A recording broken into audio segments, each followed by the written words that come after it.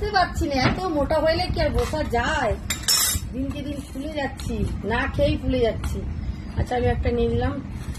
তো হ্যালো বন্ধুরা, বসে পড়লাম দুপুরবেলার খাওয়া দাওয়া নিয়ে। আর দুপুরবেলা কি কি খাওয়া দাওয়া আছে তো বলবোই, খেতে খেতেই মেনুগুলো দেখাবো। তার মধ্যে যে আজকে একটা দারুণ জিনিস রান্না করেছি, সেটা এর আগে আমি কোনোদিনও রান্না করিনি, মানে অনেক আগে করেছি আর ছোটবেলায় মা রান্না করে খাইছে, এবারে আমি করলাম, তো দেখাবো। আগে দেখিনি কি কি রান্না হয়েছে, ঠিক আছে? পটল ভাজা 2 পিস না 1 পিস।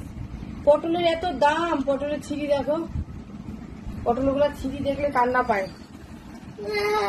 ওই দেখো পুচকি কেঁদেই দিল। এখন গরম পড়েছে, এই পাঁচ শাকের ডালটা আমাদের প্রায় মানে বেশিরভাগ সময় খাওয়া হবে। এটা তোমার মা ছোটবেলায় খাওয়াইতো?